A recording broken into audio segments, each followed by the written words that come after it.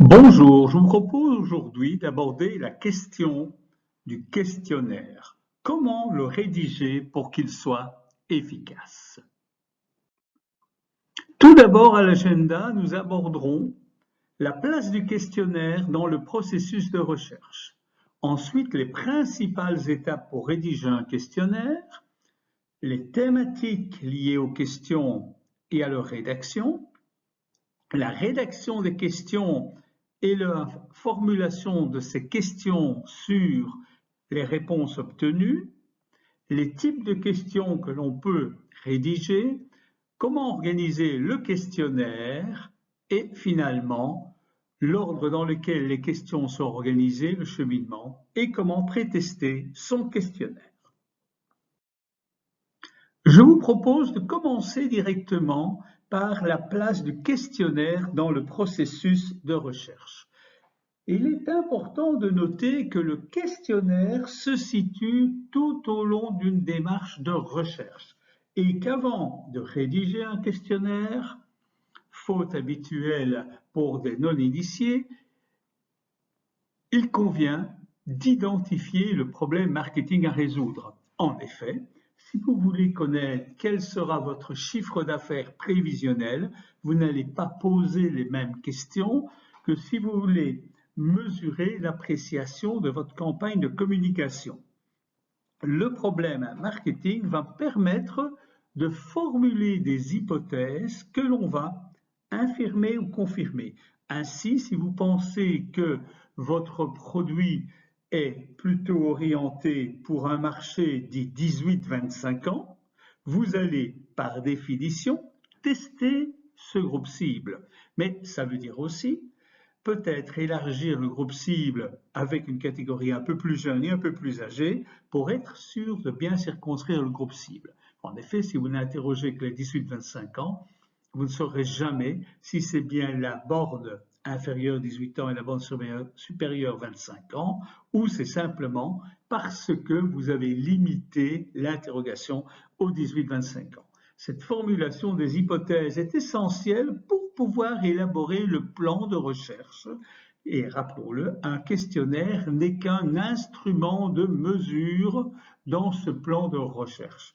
Il peut y avoir d'autres méthodes, comme notamment l'observation, les études qualitatives, la recherche documentaire.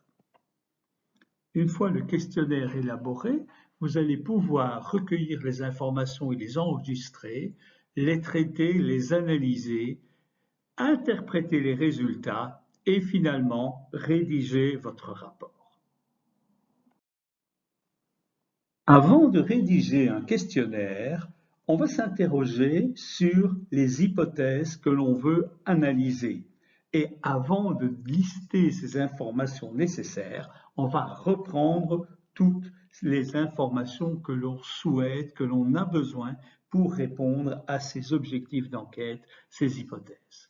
Ensuite, on va s'interroger sur quelle procédure de collecte de données mettre en place, le mode de contact, la population, et puis comment organiser le questionnaire lui-même, ce qu'on appelle la séquence de l'interview, les instructions à donner aux enquêteurs et finalement prétester, finaliser le questionnaire. En pratique, cela signifie reprendre les objectifs définis du projet d'étude, reprendre les hypothèses établies antérieurement, les résultats des phases antérieures, si vous avez fait une recherche documentaire ou une étude qualitative, vos demandes spécifiques, qu'avez-vous besoin? Vous voulez mesurer le chiffre d'affaires, pour cela vous avez besoin de connaître le prix que le consommateur est prêt à payer, le nombre d'achats qu'il est prêt à réaliser et sans doute le nombre de fois qu'il est prêt à faire cet achat par an de manière à avoir un chiffre d'affaires annuel. Vous allez aussi tenir compte des contraintes imposées en termes de délai et de budget notamment. Ensuite, vous allez vous interroger sur la procédure de collecte de données à développer. Quel est le mode de contact et de recueil de l'information retenue? Voulez-vous préférer l'enquête par téléphone, en face à face, par courrier? Quelle est la population interrogée? Quel est l'univers de référence? Quelle sera la taille de l'échantillon? comment sera-t-il sélectionné? Troisième élément important, la séquence de l'interview. Lors de cette étape, vous allez construire votre séquence d'entretien, c'est-à-dire mettre sur pied votre questionnaire. Pour chaque hypothèse, vous allez sélectionner le type de question le plus approprié et établir ensuite l'ordre dans lequel les questions vont être administrées. Et donc, vous allez répondre aux questions suivantes.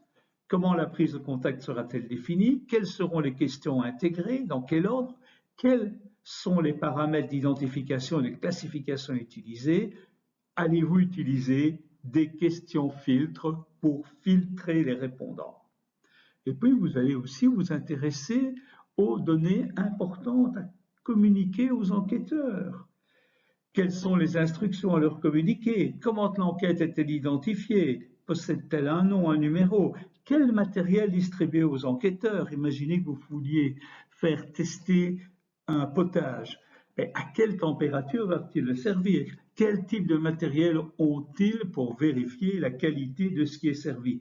Quelles sont les consignes spécifiques qui leur seront traduites? Et finalement, vous allez finaliser ce questionnaire. De quelle manière? Lors d'une phase de pré-test. C'est ce qu'on appelle le pré-test du questionnaire.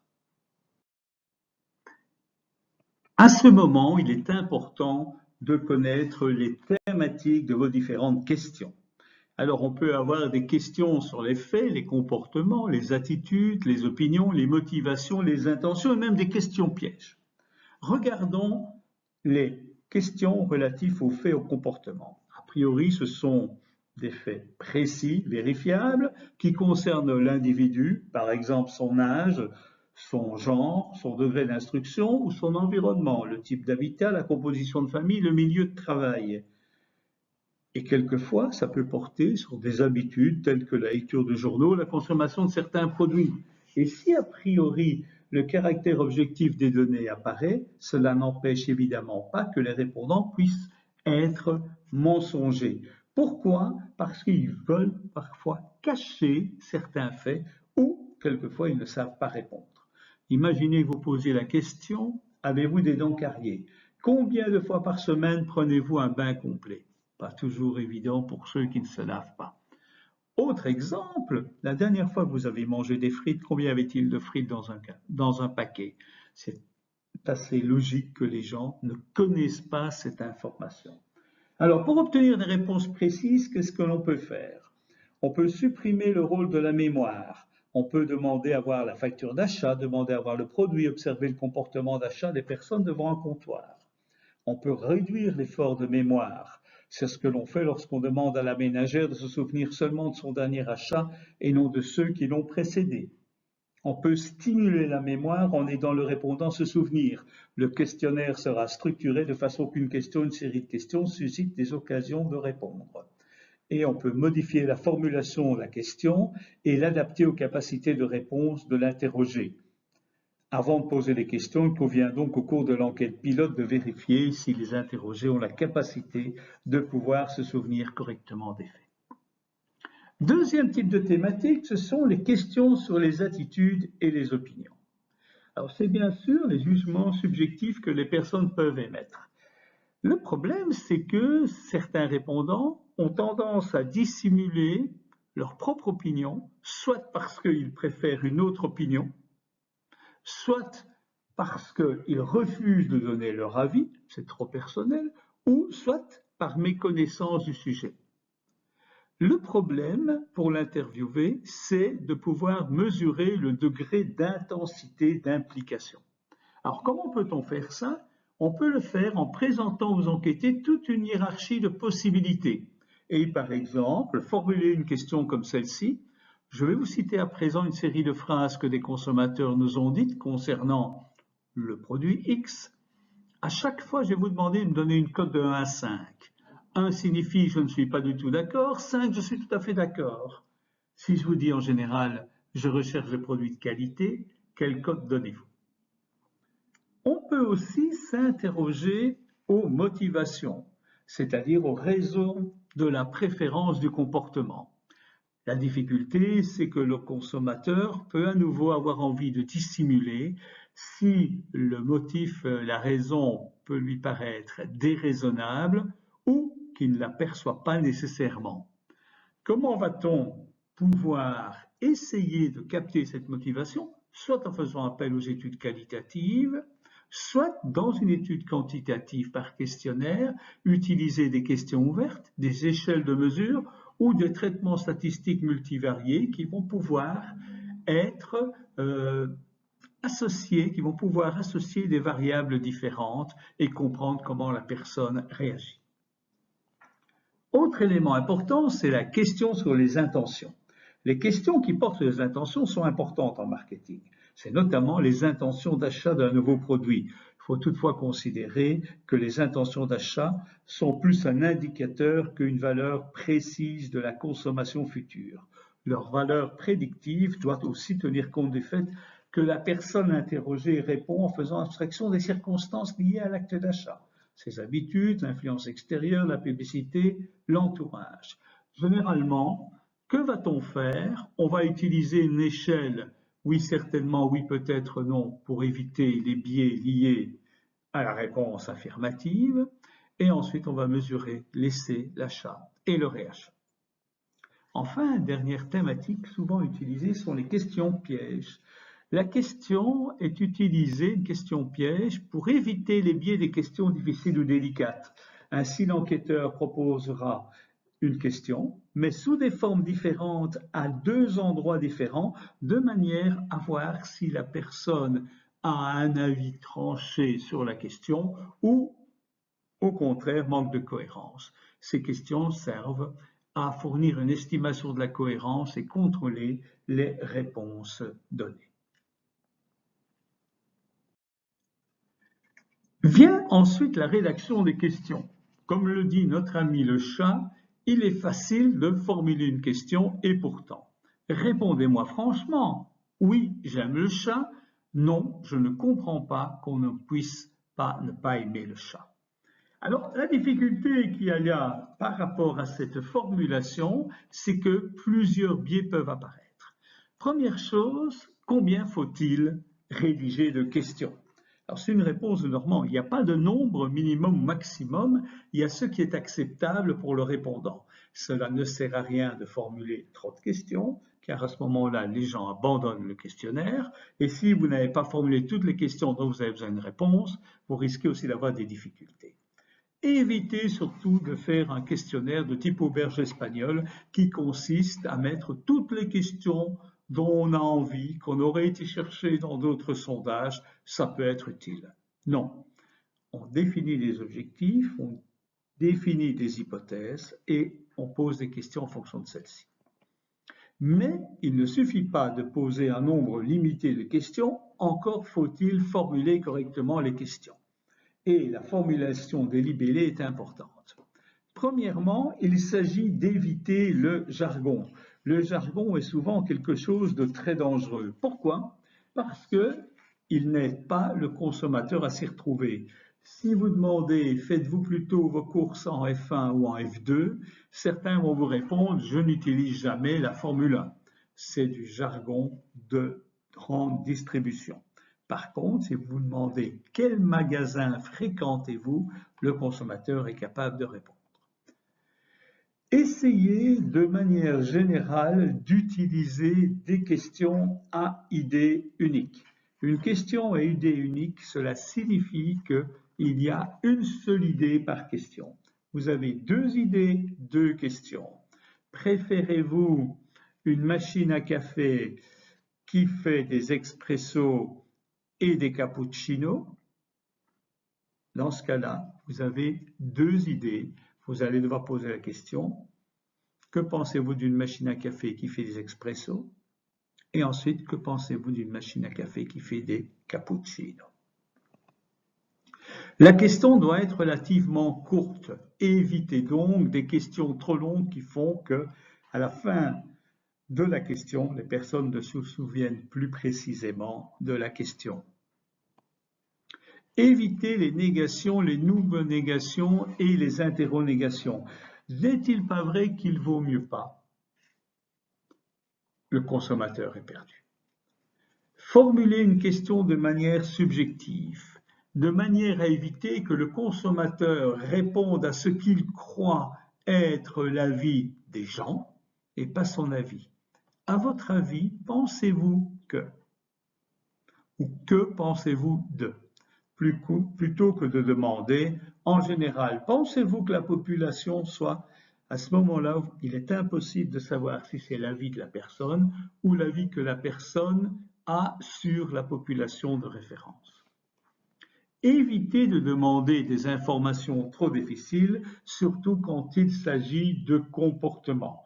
Quelqu'un peut vous dire qu'il mange du chocolat, lui demander combien il a mangé de chocolat au cours d'une année, cela risque d'être particulièrement difficile.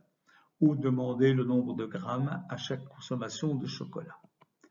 Formuler des questions objectives et neutres et justement dans ce cadre, éviter des références qui peuvent créer des biais. Est-il normal de? Que pensez-vous si quelqu'un a un comportement de type bizarre? À ce moment-là, rien que dans la formulation de la question, vous créez une question qui manque de neutralité. Il ne suffit pas de formuler correctement les questions, il faut aussi se méfier des réponses et la déformation que certaines réponses peuvent induire.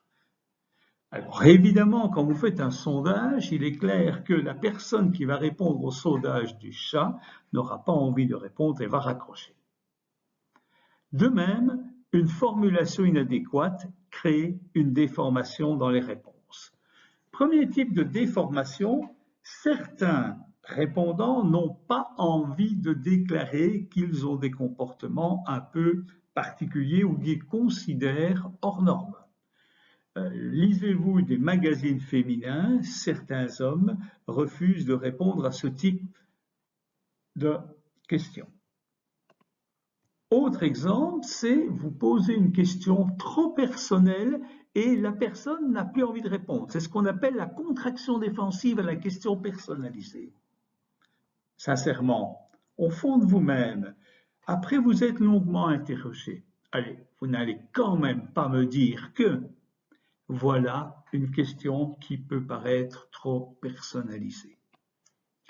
Une réponse due à la formulation de la question va poser des problèmes et utiliser des mots dangereux comme normal, inquiétant, bizarre, guerre, sont tous des mots qui influencent les réponses.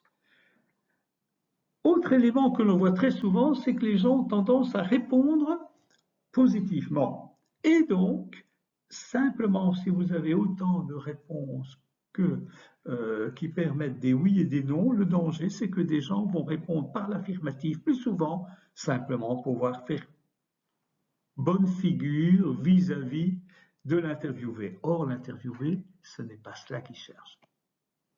Certains mots font peur, j'en ai parlé tout à l'heure. Et puis, vous avez aussi le recours à des références de personnalité. Le Premier ministre a déclaré que, qu'en pensez-vous? La peur du changement est aussi présente et donc il faut être conscient que quand vous demandez aux gens seraient-ils intéressés de changer, mais assez naturellement, une série de gens ne voudront pas par peur. La rétraction défensive à l'engagement dans le questionnaire peut être quelquefois problématique. Vous commencez par une série de questions très générales et puis petit à petit, vous devenez de plus en plus précis. Que va-t-il se passer? La personne va sentir à un moment donné que ça risque de l'embarrasser, elle va vouloir ne plus répondre. C'est notamment quand on aborde des thèmes comme l'argent et la sexualité. Autre élément que l'on aperçoit aussi souvent, c'est une rétraction défensive, mais plus au fait que le questionnaire devient de plus en plus invasif, mais surtout parce que vous changez brusquement de thème. C'est notamment dans le cas de panel où on passe d'une thématique à l'autre. À certains moments, les personnes ont besoin de comprendre qu'il s'agit d'un autre thème et que l'enquêteur aborde la nouvelle thématique en disant « Je vous propose maintenant d'aborder une nouvelle thématique ». En fait, vous avez aussi l'effet de halo de contamination. Vous demandez par exemple à un répondant a-t-il mangé du chocolat la veille et quelle marque a-t-il mangé? Et puis vous lui posez la question quelle marque de chocolat connaît-il? C'est un effet de halo.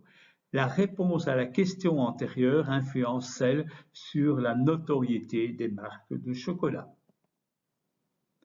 Un questionnaire trop long crée aussi beaucoup de tension. Pourquoi? Parce qu'à un moment donné, le consommateur n'a plus envie de répondre et donc, pour faire disparaître rapidement cette situation insatisfaisante, il a tendance à répondre par l'affirmative aux questions de l'enquêteur. Tout cela nous amène au type de questions. Il existe 3 grands types de questions, ce qu'on appelle les questions ouvertes, les questions fermées à choix multiples et les questions fermées dichotomiques. Sachez qu'une question ouverte est toujours facile à formuler, mais rencontre un problème, c'est que le répondant doit formuler la réponse et que l'enquêteur va avoir une réponse formulée par répondant. Sans répondant, ça veut dire avec beaucoup de chance, sans réponse différente. Et donc l'enquêteur va devoir reclassifier ses réponses, comme ce sont des réponses uniques, il va devoir créer des catégories, ça prend énormément de temps.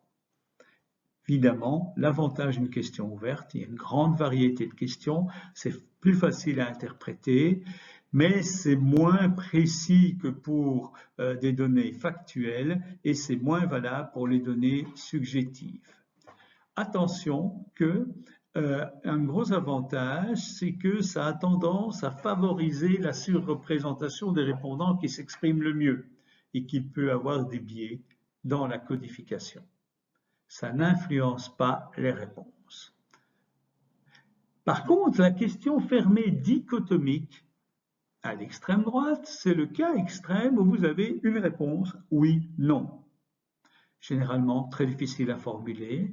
Le répondant a facile à répondre, si c'est bien formulé. L'enquêteur a facile à traiter le résultat, c'est oui ou c'est non. La classification est facile, c'est oui ou c'est non, mais l'information demeure très faible. Il est très rare d'avoir une réponse de type dichotomique satisfaisante. Alors en plus, s'il y a une seule branche alternative qui est mentionnée, il y a un biais. Restent donc les questions fermées à choix multiples au centre du schéma. Ce sont des questions où vous avez la possibilité de réponse à une ou plusieurs réponses possibles. La formulation n'est pas toujours évidente parce qu'il faut prévoir toutes les réponses significatives et si c'est bien formulé, si les réponses sont déjà formulées et si le répondant peut les lire, la mémorisation sera assistée, ça sera plus facile pour lui pour répondre et l'enquêteur, ça sera très facile pour dépouiller les résultats. Les réponses sont précodifiées, on gagne du temps. Évidemment, l'information est limitée aux réponses proposées. C'est plus précis pour les données factuelles et c'est plus valable pour les données subjectives. Attention, un biais existe, toujours en faveur des réponses proposées si vous en avez oublié une. Si en plus ce sont des réponses de type nominal, c'est la première réponse qui attire l'intérêt des gens. Et si ce sont des réponses numériques, ce sont les tendances centrales qui vont être privilégiées. Nous avons défini les thématiques, les types de questions. Maintenant, voyons l'organisation des questionnaires. Organiser un questionnaire, c'est prévoir un certain nombre d'étapes. Les étapes, c'est une introduction, en 2, la sélection des personnes interrogées, en 3, les données primaires, en 4, le profil d'interviewé, en 5, l'identification et en 6, la conclusion.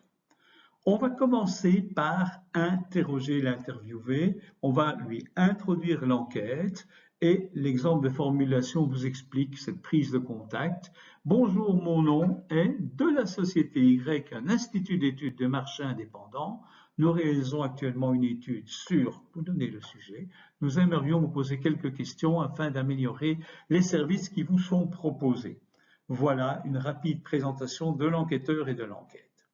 Deuxième étape, on va vérifier qu'on interroge les bonnes personnes à travers une question filtre, une question dichotomique. Par exemple, êtes-vous la personne qui fait la lessive en machine à domicile?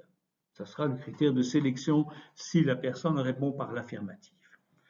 Troisième élément important, ce sont les informations qu'on a besoin. On va collecter l'information désirée en fonction de la thématique de l'enquête. On peut avoir des questions ouvertes, des questions dichotomiques, des questions à choix multiples.